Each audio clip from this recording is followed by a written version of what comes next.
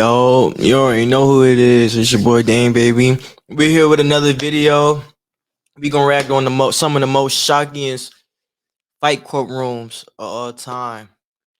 So we gonna get straight into it. Make sure like they got for showing me love and stuff like that, man. My YouTube low key been pinging. So yeah, make sure y'all comment too, cause I really want to know what y'all opinions about me doing these reaction videos, stuff like that. But we gonna get right. We gonna get straight into it.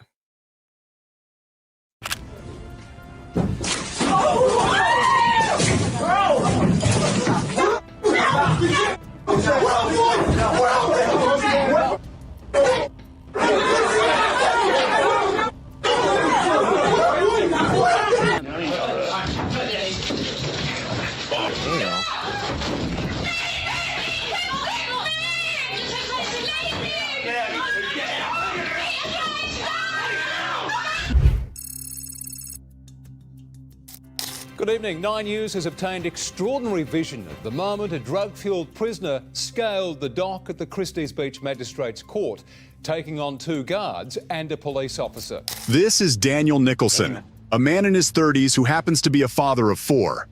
Unfortunately, he found himself in a troublesome he look like he do drugs. I ain't gonna hold you. Situation as he was accused of possessing weapons, setting a car on fire, and stealing a motorbike. Despite being released on bail while waiting for his trial, things took a dramatic turn for the worse. Daniel ended up facing additional charges for attempting to escape custody and recklessly causing harm to an emergency worker who was authorized to provide medical assistance. Due to Daniel's previous encounters with the law and a track record of misconduct, the magistrate eventually decided that he had had enough and revoked his bail. I revoke bail. I revoke bail. No, you can stop. Daniel continues to express his disagreement. He was not fucking with it. He was no bail. What? With the magistrate's decision regarding his case. At one point, he goes as far as standing up to make his point. Take a seat. Oh Lord. Take a seat. Yes, please, man. Number one thing, you do not argue with judge. If the judge said no bail, motherfucker is no bail. Like fuck it. You know what I mean? You can't try to prove your point all the damn time. Judges don't give a fuck. You know what I mean? They don't give a fuck about your opinion. Yes. Please, miss. I'll show you what please, miss is. However, Daniel's restlessness reaches a tipping point, and he makes a sudden decision to flee. In an attempt to escape, Daniel rises from his seat and leaps over the court dock. However, before he can get very far, multiple officers swiftly intervene to subdue him. A physical altercation ensues as Daniel throws punches at the officers, who respond by pushing him to the ground. Despite the resistance he faces, Daniel remains determined, repeatedly getting back on his feet to continue his assault. He even tries to evade capture by leaping over a table, but his momentum causes him to collide with it instead. Yo, like, where was he think he was gonna go? Like, what the fuck? Like, what the fuck? This nigga, like, I'm really wondering, did you really thought you was gonna escape? Where was you gonna go? Like, they got you on lockdown. Like, you ain't got too far. You got like 2 feet. 2 feet, bro. Shit don't make no sense. That nigga crazy. In a final effort to flee, Daniel stands up again and heads towards the exit, God while damn, a woman, who is holding his son in the background, repeatedly pleads for them to let him go due to his alleged illness. However, all the officers present manage to restrain him, bringing his audacious escape attempt to an end. A frantic fight for freedom. This was Daniel Nicholson's daring escape from the dock. He swung on the cop, bro. God damn, bro. This nigga acted like he was Batman. God damn. High on drugs, the young father breaks free from 2 sheriff's officers before meeting his match, a police prosecutor. God damn, bro.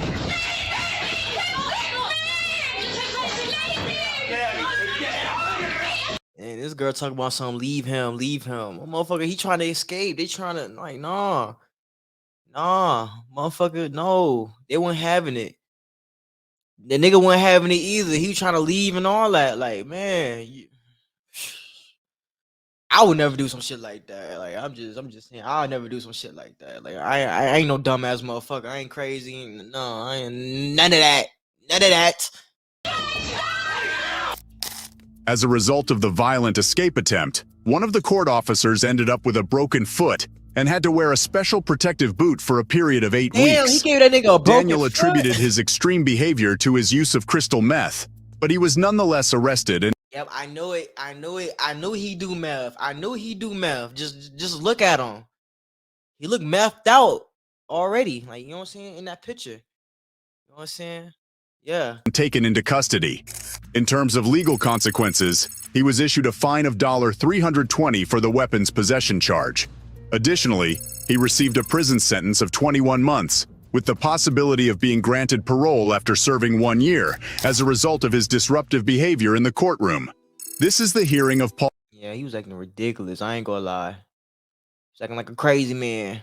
Paul Wade, down in Kentucky. Well, actually, no, he is a crazy man.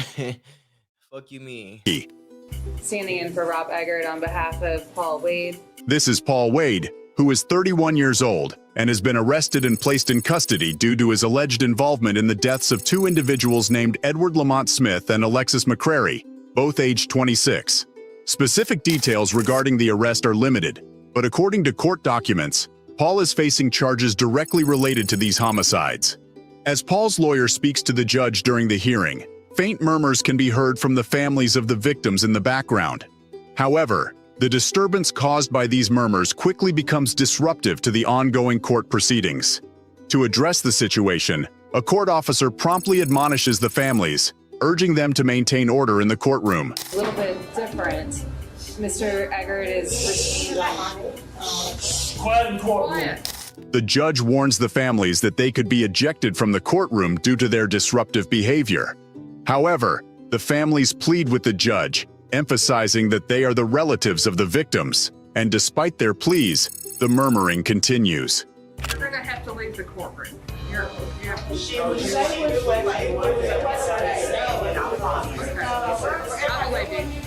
Nah, man, this shit about to get crazy. You've got to not talk. Okay.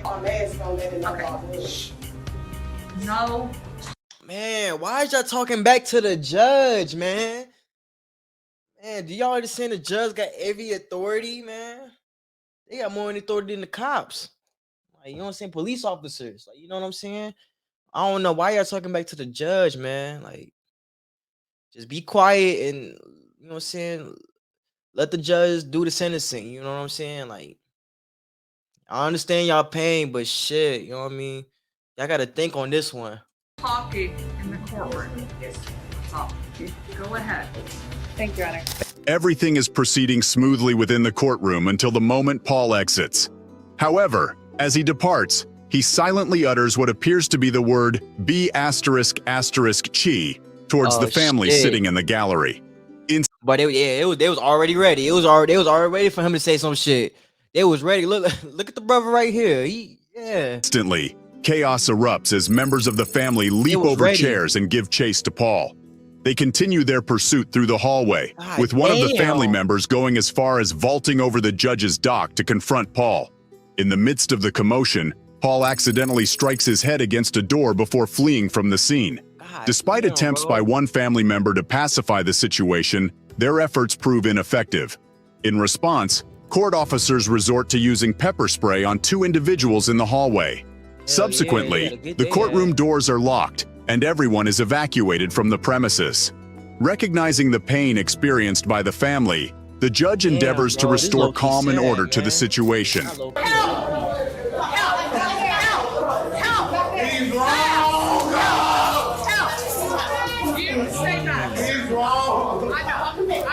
After the incident, Paul Wade was promptly apprehended and placed in custody. Meanwhile, 4 family members named Joshua Smith, Isaiah Smith, Joshua Whetstone, and Manetra Kane were arrested and faced charges for misdemeanors. These charges included disorderly conduct and obstructing government operations. Thomas, you're a wonderful actor because you wanted this court. I ain't gonna lie, y'all. This judge beautiful, bro. She beautiful as fuck. God damn, bro. To believe that a child was in. Damn, bro. This judge looks so good. Oh my god. I like the hair. She look lovely. Like shit. You know what I'm saying? I would have no problems taking her on a date. For real, bro. Like, damn, bro. You can sentence me how long, however you want. You can do my sentencing for me, Judge. On God. Your care, who had suffered over 50 injuries to her body, that somehow you noticed that she was not breathing in the back seat of a car. Man, what the you fuck were happened? driving 75 miles per hour, talking on the phone, and reaching back to the back seat to administer what Talk you your call shit, Judge. CPR to this child. This is Jasmine Gordon and Clifford Thomas, two individuals who have been convicted for their involvement in the murder of Jasmine's daughter, Jamila Smith. Clifford, who was Jasmine's boyfriend but not Jamila's father, faced charges of involuntary manslaughter, felony murder, second-degree murder, and second-degree child abuse. The Wayne County man. Medical Nah, man, that shit ain't cool, man. That shit ain't fucking cool, bro. What the fuck? Why would you do that to your own daughter? The fuck? Examiner's office conducted an investigation into Jamila's death, determining that it was a homicide resulting from multiple blunt force injuries. This tragic loss deeply impacted Jamila's family and the community at large. The medical examiner testified that the injury to the child's pancreas occurred approximately 7 days prior to her death. He indicated that the injuries that this child has sustained, she would have been in a lot of pain, and that her health and her ability to move around would have deteriorated greatly prior to her death. The circumstances surrounding the tragic death of young Jamila Smith were undoubtedly incredibly distressing, and it's understandable that anyone connected to her would have experienced immense pain. On the day when Jamila's father had the opportunity to deliver his impact statement, he made a truly profound and lasting impression.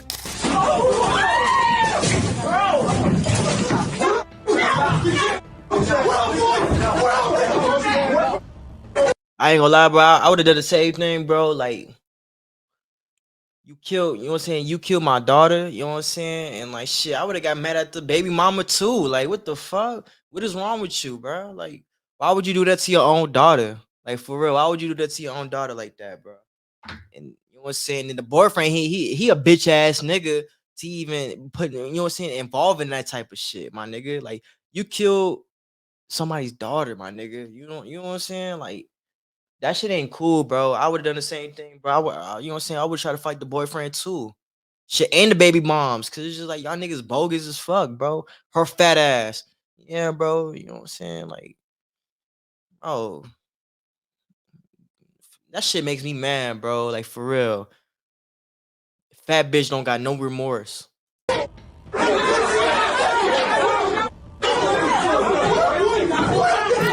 As the scene unfolds, it starts off relatively calm until Dwayne unexpectedly throws a punch that lands squarely on Clifford's head, causing him to stumble and lose his balance momentarily. Clifford, clearly tempted to retaliate, is restrained by a court officer. On the other side of the courtroom, Jasmine is visibly distraught, weeping and repeatedly uttering the name Jesus.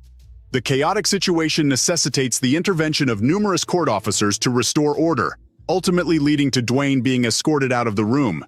Despite the disruption, the court proceedings eventually resume. How long did Jasmine receives a sentence of 14 to 25 years for first-degree child abuse and an additional 7 to 16 years for involuntary manslaughter. No, bro, that bitch should have got life. Both of them should have got life. You know what I'm saying? You don't do that to no kid. The fuck? Clifford, on the other hand, is sentenced to 7 to 16 years for involuntary manslaughter, along with an additional 1 to 2 years. Oh, both of them need to get life, bro. They done killed a child. Like, what the fuck? They low-key got lucky on this one. I ain't gonna hold you. They need to get life without parole. For resisting arrest. This is Dale Williams, a convicted murderer who was awaiting sentencing at an Ohio court. Yeah, this motherfucker look crazy. Bro, look at him, bro. Look how that nigga look. That nigga look crazy as a bitch. House. However, before the sentencing could take place, he was unexpectedly attacked by the two sons of the woman he... You know what I'm saying? Look at that bald head ass nigga. And the guard too. Them two chocolate head bald motherfuckers. He had killed. Dale had been charged with multiple felony offenses, including aggravated murder with a firearm, felonious assault, and illegally possessing weapons. His victim was Elizabeth Pledger Stewart, a 46-year-old woman. Witnesses in Youngstown reported seeing Williams chasing after Pledger Stewart, which led to his initial arrest. Tragically, Dale then crashed his van into the back of Pledger Stewart's car. When she exited the vehicle, she was mercilessly shot multiple times in broad daylight. This heartbreaking story is one that brings tears to anyone's eyes. During Dale's sentencing hearing, the court provided an opportunity for the victim's daughter to deliver an impact statement. However, the situation took an unfortunate turn from there. Damn. In a fraction of a second, Yeah, bro, right Anthony here, D you gotta swiftly get him. leaps over the table while Jerome Stewart maneuvers around it. Anthony quickly seizes hold of Williams' legs, forcefully toppling him from his chair and applying a leg lock, simultaneously delivering kicks. Meanwhile, Jerome relentlessly pummels Dale with punches. Even after being tackled by court officials, Jerome persists until he is Damn, eventually this shit subdued got with the use of a crazy. taser. Throughout the tumultuous incident, the sound of their aunt's sorrowful cries echoes in the background.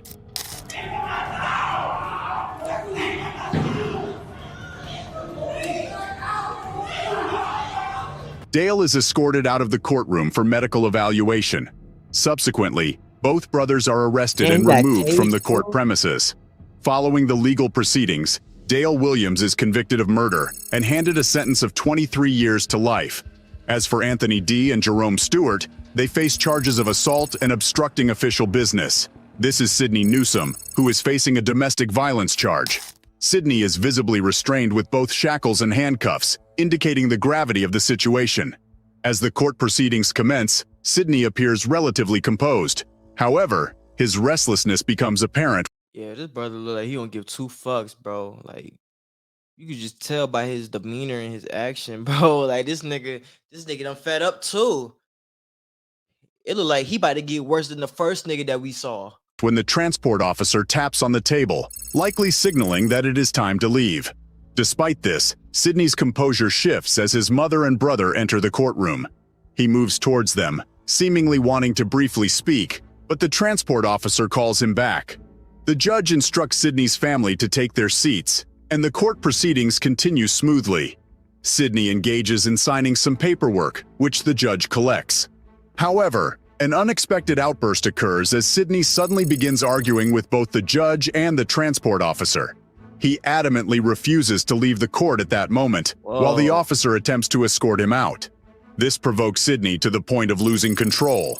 In his rage, he throws a stack of papers from the table directly at the judge.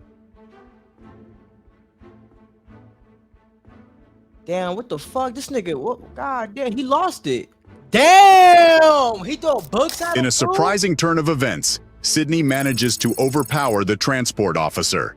Meanwhile, on the other side of the room, Sydney's mother erupts in emotional outbursts. Concurrently, Sydney grabs hold of a telephone and hurls it towards the judge, causing a computer monitor to topple over. However, Judge Ryan, the own guard couldn't even like keep that nigga still, bro. He tried to beat up the judge.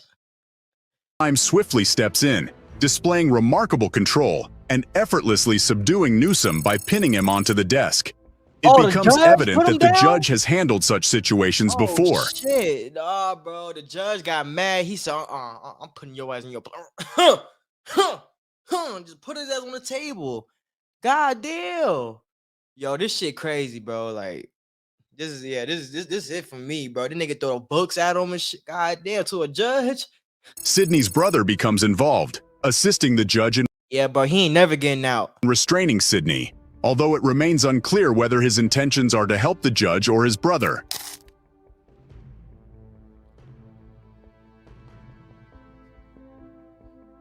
Damn, this shit crazy, bro. That nigga throw some shit out on. God damn. Damn.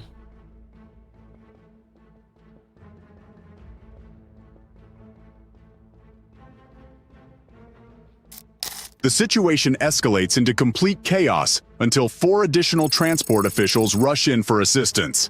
Some attempt to escort Sydney out of the room, while others focus on leading Sydney's brother aside. With the room now resembling a free-for-all, 2 officers grapple with Sydney, while the remaining 2 struggle to restrain Sydney's brother. The courtroom Why did his brother get arrested? I thought he was trying to calm him down and shit. What the fuck? Has transformed into a chaotic battleground. Meanwhile, their mother is visibly distraught at the rear of the room, unable to contain her emotions. The court clerks diligently work to regain control, restoring order by readjusting the computer monitor and collecting the scattered paperwork. Once the chaos subsides, the judge proceeds to impose an additional charge of contempt of court against Sydney, resulting in a 48-hour jail sentence. Surprisingly, Sydney's brother does not face any charges related to the incident. Oh, okay. Shit, bro. This shit is crazy, man. But let me know what y'all think, bro. Please like, comment, and subscribe. You already know who it is. Your boy Dame, baby. I'm out.